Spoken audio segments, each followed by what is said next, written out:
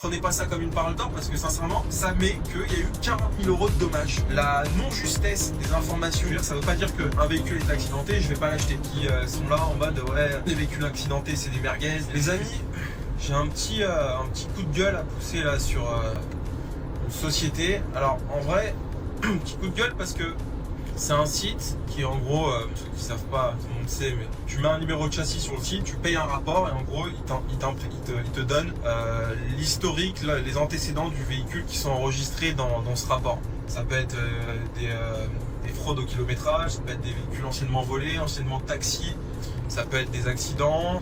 Bref, tout un tas d'informations qui peut se révéler très pratique, ou révélateur en tout cas d'un véhicule. Moi, quand j'achète des véhicules à l'étranger, je fais tout le temps un petit quart vertical, ça coûte 10 ou 12 balles quand tu prends des packs de 3 ou 5. Et en vrai, bon bah voilà, t'as une petite idée de ce qu'est le véhicule, quoi. Je vais vraiment prendre du recul vis-à-vis de ça parce qu'en plus c'est une société sur laquelle j'avais fait de la pub il y a quelques années qui s'appelle Car Vertical et dont beaucoup d'influenceurs font de la pub, Akram, Alpha Delta, etc., etc. Et je m'en sers quotidiennement de ce truc quand j'achète des voitures à l'étranger. Et encore une fois, moi vous me connaissez, je fais pas partie des gens qui sont là en mode ouais, les véhicules accidentés c'est des merguez, les véhicules qui viennent des pays de l'Est c'est des merguez. Bien au contraire, je vous le dis, alors que j'ai jamais eu de souci avec des véhicules achetés en Roumanie, en Pologne, en Slovaquie, en Slovénie, j'ai acheté dans tous les pays. Dans ces pays-là, les gens soit ils ont les moyens d'avoir un véhicule et donc font les entretiens en conséquence, etc. Soit ils n'ont pas ces véhicules-là. J'en ai pas beaucoup parlé, mais cette année j'ai acheté 2 véhicules en France, depuis que j'ai commencé mon entreprise, et les 2 véhicules étaient tellement des merguez que je les ai dégagés à marchand, pour vous dire. C'est pour vous dire, les Français, encore une fois, pas très soigneux, et puis ça s'explique aussi par le fait que, alors qu'en France, je suis désolé, ça ne devrait pas se dire je devrais pas dire ce que je vais dire, mais il y a des gens qui n'ont pas les moyens, qui font des crédits, qui s'endettent vraiment pour des voitures sportives, alors que je parle vraiment du mec qui fait son chrome de 10 ans, parce qu'il n'a pas les moyens d'acheter la voiture qu'il vise, et qui du coup fait la passe sur les entretiens, le changement des pneus, etc. etc. J'en vois tous les jours, je vous le dis.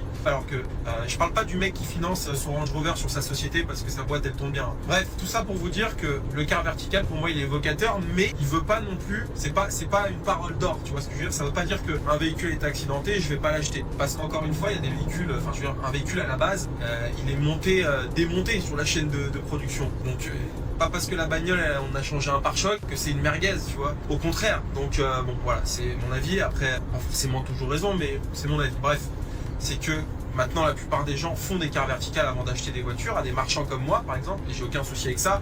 Et tout ça pour vous dire que sur car vertical, ce qui m'embête, souvent c'est même moi qui donne le car vertical, en expliquant, bah voilà, la voiture, si elle a eu un dommage, j'explique le pourquoi du comment, si j'ai des photos du dommage, j'explique, bref. Faut me mettre transparent, c'est comme avec ses amis, sa gonzesse, sa famille, faut dire les choses, faut être honnête. Je suis transparent, de toute façon dans la vie, faut être transparent, tu peux pas mentir aux gens, ça va être préjudiciable. Donc, quitte à ce que le mec dise ah bah non, accidenté, je la prends pas, c'est pas grave, c'est une emmerdement. Mais du coup, hier j'ai eu le cas et je suis un peu déçu, c'est que sur car vertical, la non-justesse des informations est préjudiciable pour les marchands et les vendeurs. Vraiment, je vous le dis. Et ça c'est un petit coup de gueule que je pose parce que ça m'emmerde. Mais en gros, ils répertorient des dommages ou des réparations de manière préjudiciable alors que non. Exemple concret, cette M2 compétition qui est parfaite, 15 000 km, vraiment elle est parfaite, elle est neuve la voiture.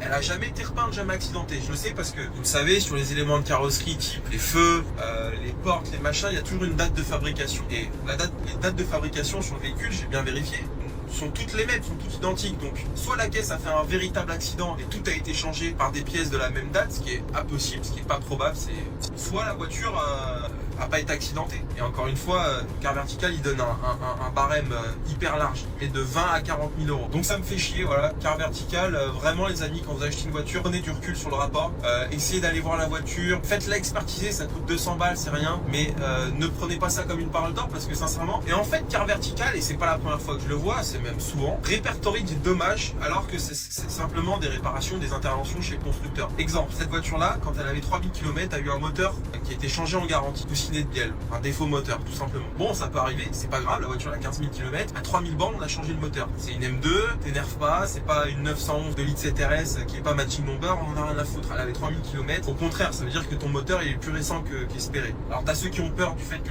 le moteur a été changé, bon ça on peut rien pour eux, c'est des cassos, mais t'as ceux qui pensent vraiment que la voiture a fait des sales tonneaux, et ça pour le coup je peux comprendre que les mecs aient peur, même si encore une fois, bon, si c'est réparé, mais je peux comprendre. Quand tu mets 65 000 balles dans une caisse, il y a aussi, voilà, il faut aussi se mettre à la place de l'acheteur.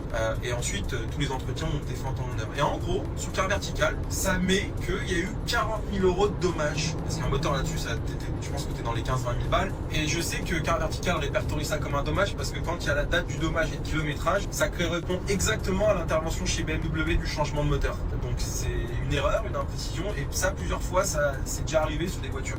Tu vois, car vertical, là, ils sont en train de me niquer ma vente. Et c'est préjudiciable pour moi parce que les gens, quand ils font des cars verticales, t'as beau leur expliquer pourquoi tu commandes, t'as beau leur expliquer, ça leur fait peur. Donc, tu fais 2 fois que ça m'arrive sur cette voiture-là, alors que la caisse est parfaite, tu vois. Et donc, bon, voilà, petit coup de gueule. Même si c'est un peu chiant parce qu'en fait, sur chaque rapport car vertical, t'as un paragraphe en disant attention, l'exactitude peut être remise en cause, etc. Mais peut-être, mais les gens, ils se passent ça et en plus de ça, bah, ça fait peur, tout simplement. Je vous le dis, ma M2, c'est pas pour faire le vendeur de tapis, mais c'est peut-être une des meilleures opportunités du marché aujourd'hui. Vu l'équipement, vu tout ce qu'elle a en MPR, enfin c'est un truc de fou, elle est parfaite, elle est immaculée. C'est comme il y a 1 mois et demi quand j'ai mis ma Giulia en vente, mon Alpha elle est parfaite, jamais repeinte, rien, vraiment une tuerie. Mais il y a eu un rétro de changer. Est-ce que ça mérite de faire peur à l'acheteur au point de mettre ça sur un rapport? Je pense pas.